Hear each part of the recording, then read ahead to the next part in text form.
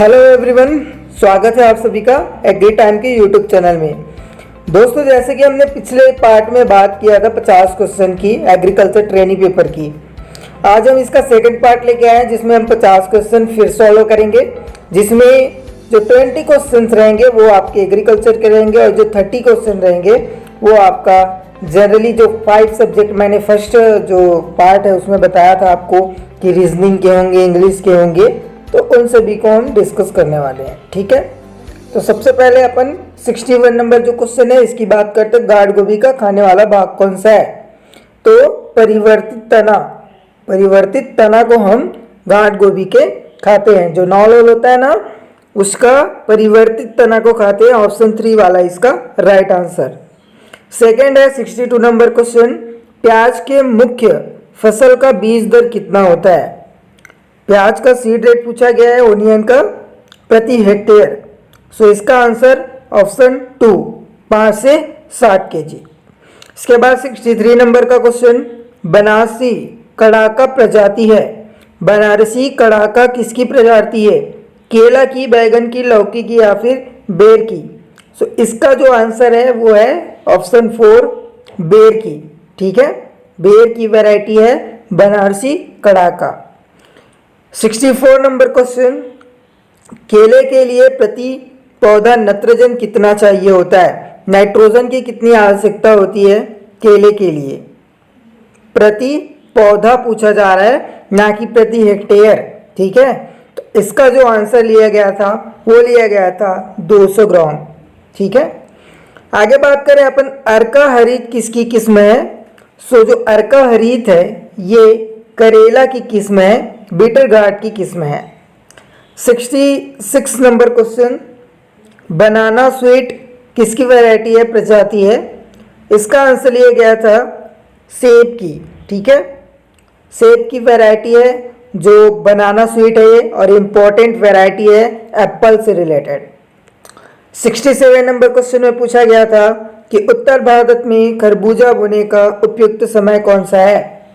इसका आंसर होगा option A फरवरी से मार्च में हम खरबूजा जो है उसको बोते हैं, वो भी उत्तर भारत में। 68 नंबर क्वेश्चन। ग्रीष्मकालीन लौकी का बीज दर क्या होना चाहिए?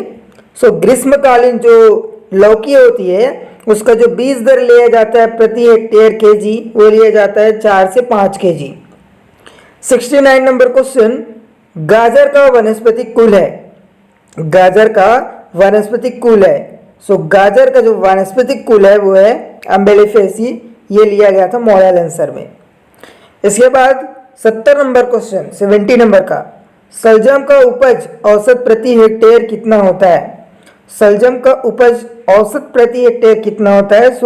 250 से 350 क्विंटल प्रति हेक्टेयर होता है शलजम का औसत प्रोडक्शन। ठीक है, ये यील्डिंग। इसके बाद अपन अब बात करेंगे सेक्शन बी की। ठीक है, वो एग्रीकल्चर का पूरा हमने टोटली सॉल्व कर लिया। अब सेक्शन बी हम देखेंगे। तो सेक्शन बी में पूछा गया है आपसे रीजनिंग का। इसमें पूछा गया है 71 नंबर क्वेश्चन में कि यदि मेडिकल को डेमिलेक लिखा जाता है तो उसी कोड में सब्जेक्ट को क्या लिखा जाएगा? तो इसका राइट आंसर होगा ऑप्शन 3। ठीक है, इसके बाद 72 नंबर क्वेश्चन। निम्नलिखित प्रश्न में उसे ज्ञात करें जो दूसरों से भिन्न हो। सूर्य, बुध, शनि और मंगल। ठीक है, तो इसमें से कौन सा दूसरा है, भिन्न है? इसमें से जो दूसरा है वो है आपका सूर्य। ये सभी ग्रह हैं। इसके बाद अगला क्वेश्चन में दिया है 73 नंबर का। कुछ समीकरण किसी निश्चित पद्धति के आधार पर हल किए गए हैं, उसी को आधार मानते हुए नीचे दोनों प्रश्नों में बिना हल किए गए समीकरण के लिए नीचे चार विकल्पों से सही उत्तर चुनिए। इसका जो आंसर लिया गया था वो लिया गया था 338। ठीक है, सेकंड वाला ऑप्शन। 74 नंबर का क्वेश्चन। घन जो कि एक विभिन्न गति में है उनके 3 दृश्य नीचे दिए गए हैं, फर्स्ट, सेकंड और ये थर्ड। तो अच्छे से देख लीजिए। आगे पूछा गया है कि ए के विपरीत कौन सा अक्षर है। इसका जो आंसर लिया गया है वो लिया गया है एच को। जो एच है वो ए के विपरीत है। ठीक है। 75 नंबर क्वेश्चन, दिए विकल्पों से चित्र में दिए गए प्रश्नवाचक चिन्ह के स्थान पर संख्या बताएं। यहाँ पे एक डायग्राम दिया गया है, आप देख सकते हो। तो इसमें पूछा गया है कि प्रश्नवाचक चिन्ह के स्थान पर संख्या बनाएं। ठीक है, तो वो संख्या कौन सा आएगा, ये वाला जो प्रश्नवाचक चिन्ह लगा है ना, क्वेश्चन मार्क यहाँ पे, तो वहाँ पे कौन सा संख्या आएगा, नंबर आएगा, ये पूछा जा रहा है। तो वहाँ पे आएगा 36। ठीक है, यही लिया गया था मॉडल आंसर में इसका आंसर। 76 नंबर में देखते हैं। 76 नंबर में पूछा गया है कि विद्यालय शिक्षक में से विज्ञान के शिक्षक बताएं जो परीक्षा बोर्ड के सदस्य हैं। तो यहाँ पे देखिए, ये विद्यालय शिक्षक, ये बोर्ड परीक्षा सदस्य और ये है विज्ञान शिक्षक। ठीक है, तो यहाँ पे बताना है आपको परीक्षा बोर्ड के सदस्यों, जो विज्ञान के शिक्षक बताए हैं जो कि परीक्षा बोर्ड के सदस्य हैं, तो वही हमको बताना है। तो कितने हैं, तो 6 हैं। ठीक है, कितने हैं, 6 हैं। 76 का आंसर लिया गया था ऑप्शन 4। 77 नंबर क्वेश्चन में पूछा गया था, कंप्यूटर को रीबूट करने के लिए निम्न में से कौन सी कमांड दी जाती है। कंप्यूटर को रीबूट करने के लिए control plus alert plus del ये कमांड दी जाती है, ऑप्शन 1। 78 नंबर क्वेश्चन में पूछा गया था कि बैश फाइल के लिए कौन सा एक्सटेंशन प्रयुक्त किया जाता है।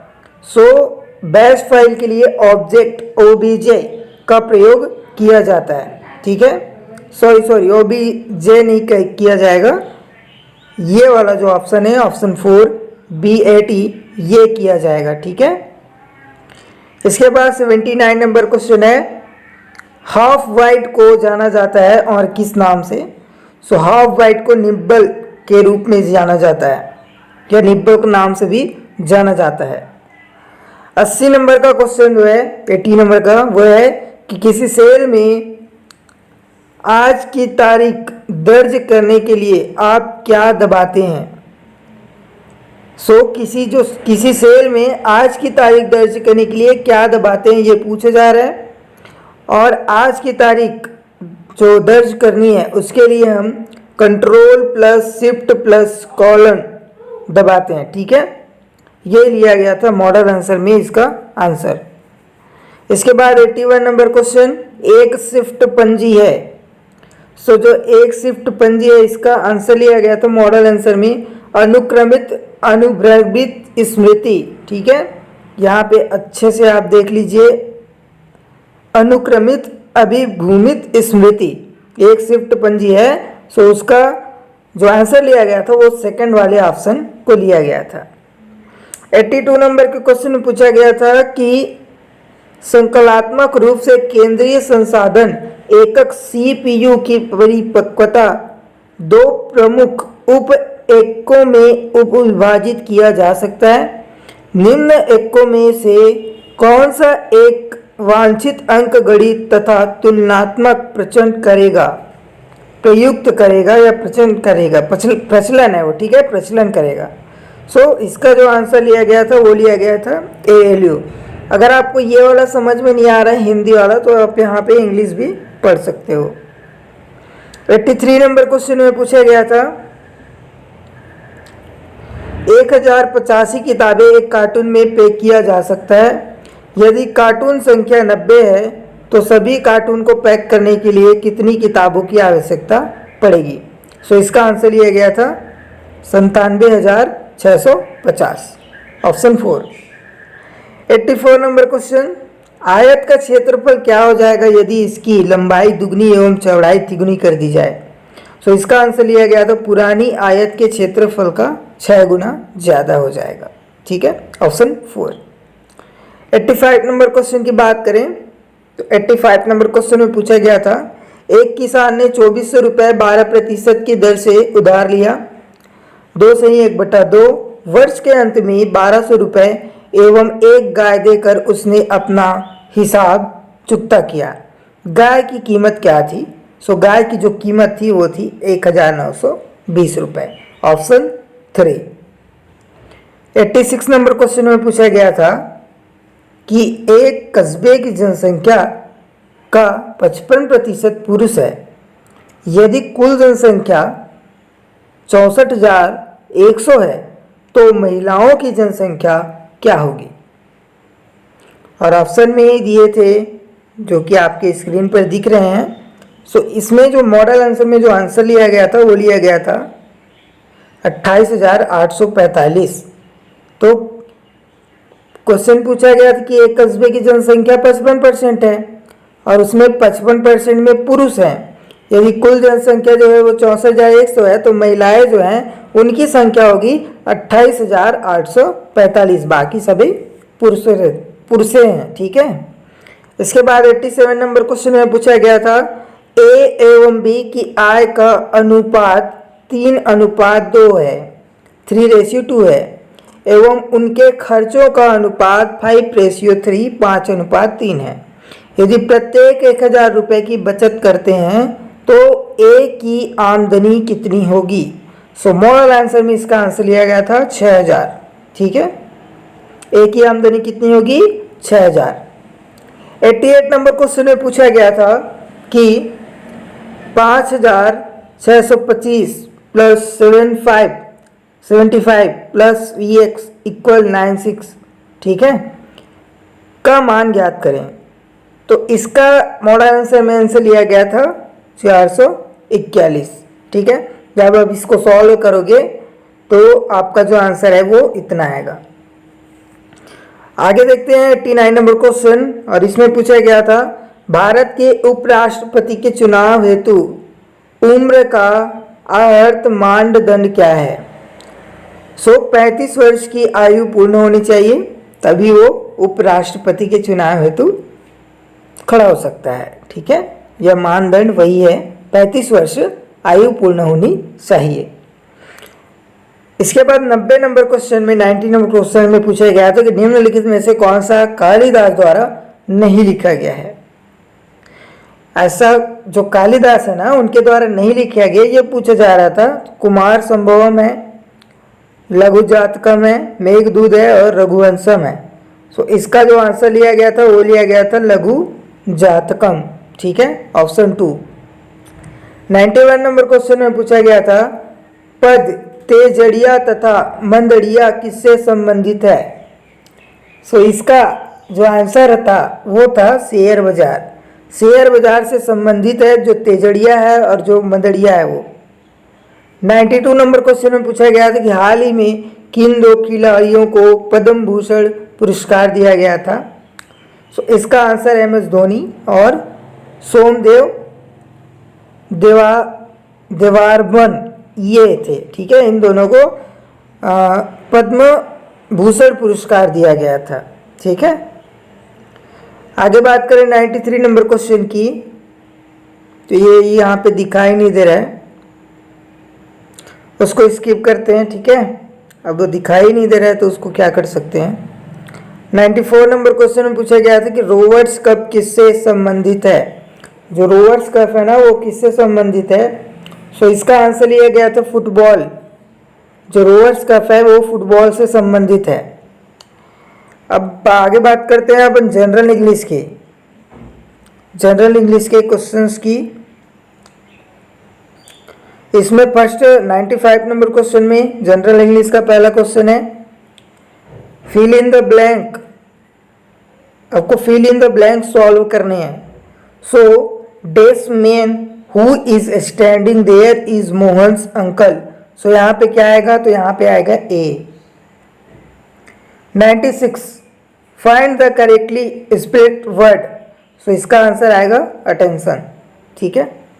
इसके बाद है choose the correct passive voice. आपको पेसिस वाइज इसमें से सेलेक्ट करना है। 97 number question Deepa swept the floor yesterday. इसका आंसर होगा the floor was swept by Deepa yesterday. ये पेसु वाइज में हमने इसको कन्वर्ट किया। इसके बाद पूछा गया है कि preposition and fill in blanks.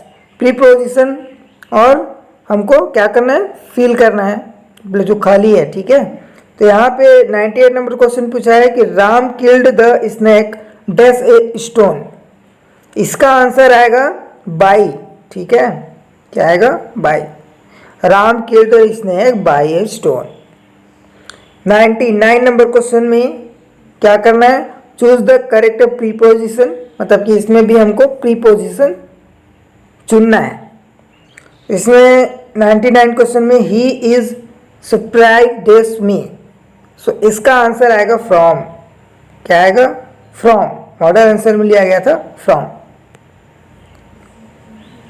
100 number question, इसमें आपको following idioms is followed by alternative meaning, आपको इसमें अल्टरनेटिव मीनिंग चुनना है, ठीक है।